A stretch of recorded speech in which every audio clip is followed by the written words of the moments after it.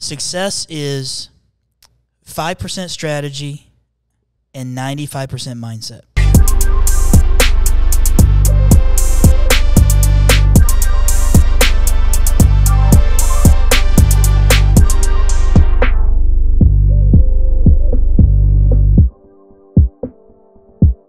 Welcome to Livestream. I'm your host, Dr. Alex Plains, with my co-host, Jeremy Applegate, where we teach you how to stream your life. How you doing, Jeremy?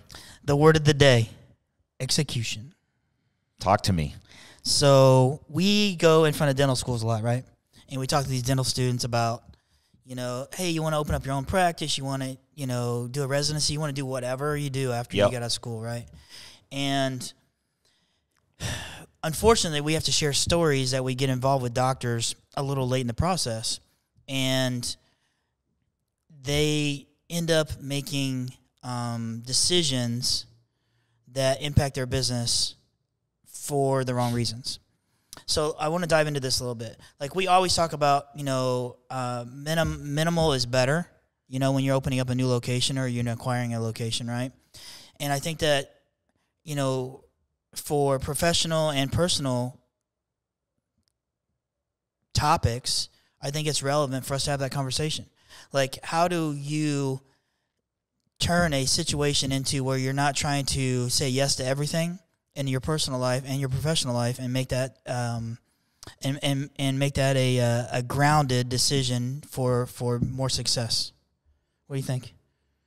But in regards to what, like running a business or right. like I think let's start there. So, here's an example. So we go to the dental schools and we say, listen, don't buy all the fancy equipment. Yeah. Okay. Right? Happens all the time. Happens all the time. How can we, instead of just going into all these dental schools and doing this, let's talk about that now. Let's talk about a dental office, one, and let's talk about business in general. Like, how do you decide what you need to buy and what you don't need to buy?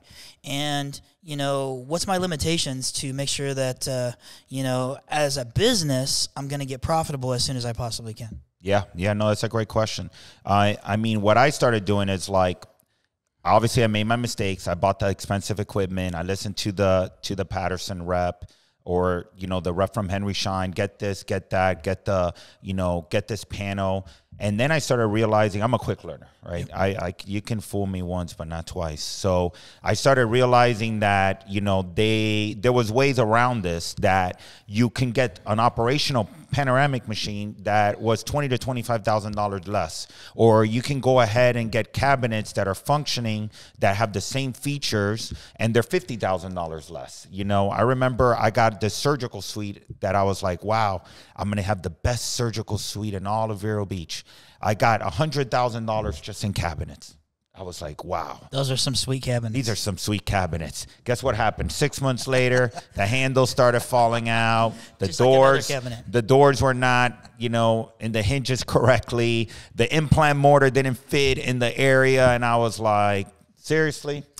I just spent all this money for this. I could have gone and built 2 or 3 different operatories out of this. So then I've partnered up with some good contractors and people that were really honest, and they were like, listen, our goal here is to start building your operatories for $30,000 to $50,000 a pop.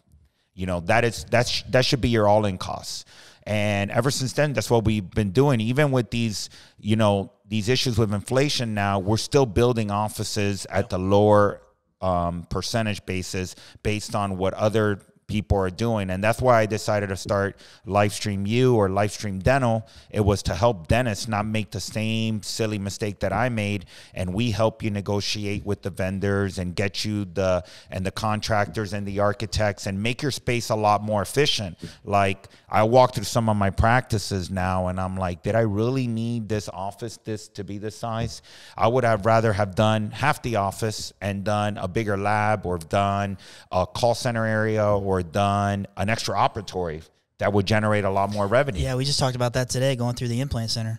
How the doctor's office was really it didn't need to be that big. It didn't need to be that big. Yeah, and you take advice and you think they're helping you, but in all reality, I don't know if they're getting any money from the back end, and for selling you this high-end equipment. But you got to be careful with the decisions you make. But you also cannot hold back. I have people that I know that have waited 3 to 5 years, and these doctors are excellent doctors. I mean, amazing. Some are even much better than I am as a clinician, and they're waiting and staying as associates and, making other people rich. And I'm like, what are you doing?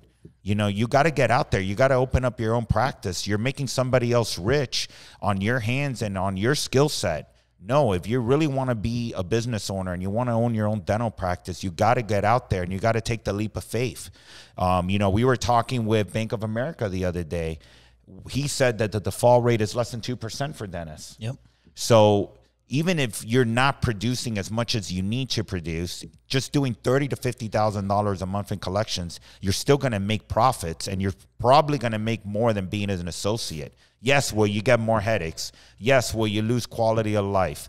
Of course you will. You're going to have to be a business owner now. You're going to have to deal with HR issues, marketing, ordering, purchasing, insurance verifications, credentialing, and the list goes on. But it's for you. It's for you and your family and, what you're going to leave and possibly for your retirement. Yeah, and I think that sometimes, you talk about guys that have been associate for 3 to 5 years. I think that sometimes even owners get paralyzed in that 3 to 5 year mark where they only have 4 operatories.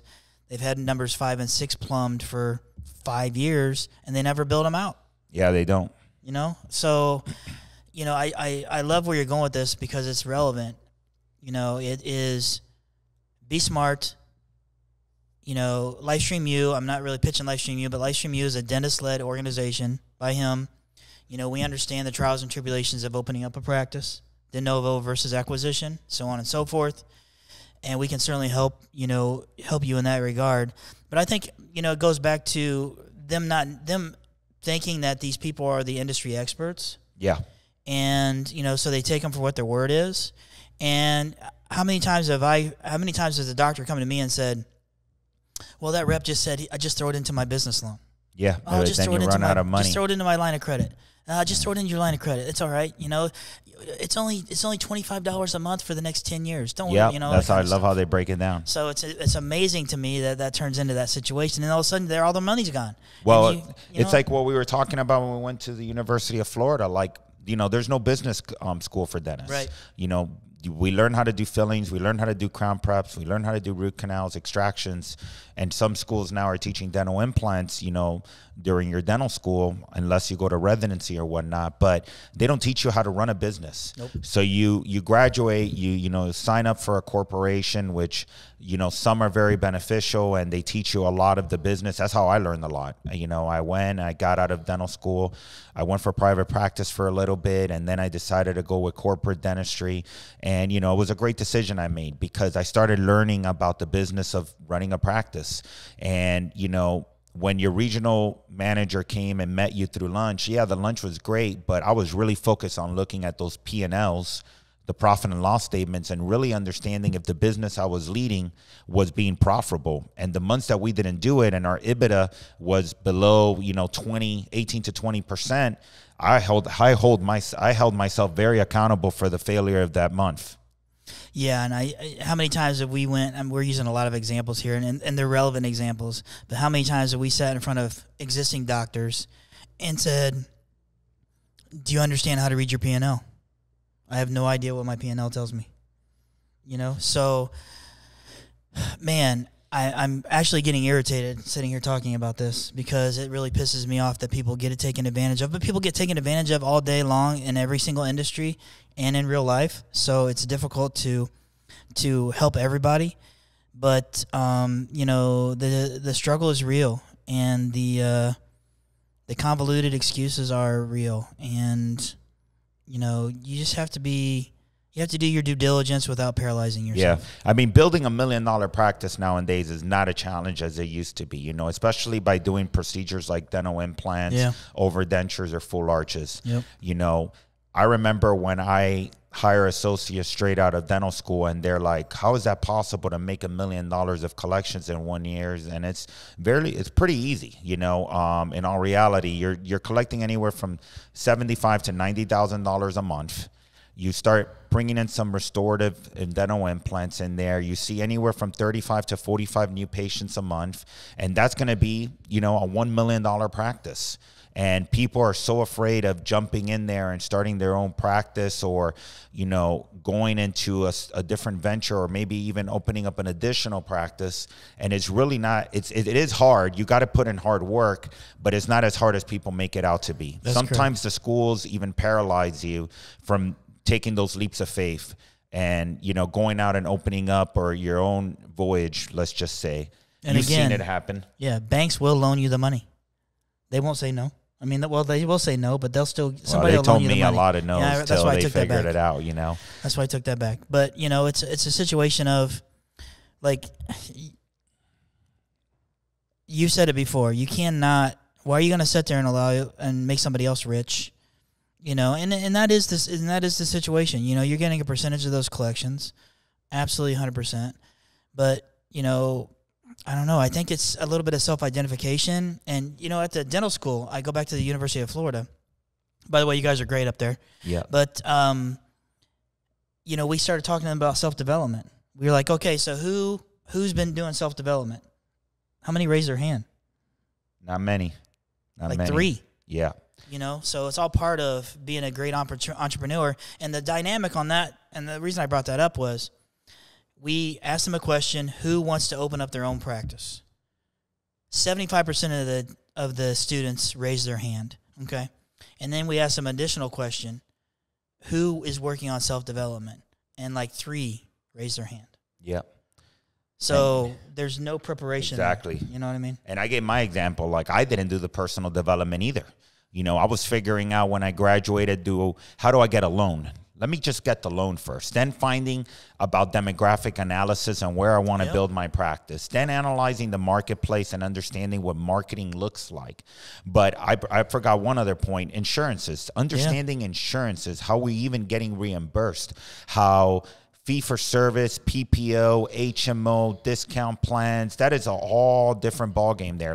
You're talking about all different payer IDs, different formats. Yeah. I'm setting you up here for a layup. Actually, an alley-oop, to be honest with you. So the cost, what's the average cost increase on everything, from 5 years ago, 10 years ago? 30% increase, 20% increase? What do you think? In regards to how much we pay now to labs and whatnot? Anything. Oh, man, I can tell you right now, payroll has gone up. Just payroll alone has gone up 5 to 7%. Mm-hmm. Our labs have gone up 5 to 7%. Our materials have gone up 8 to 10%. Yeah, we're probably looking at 25 to 30% increase. And then you have to market more now because competition has gotten harder.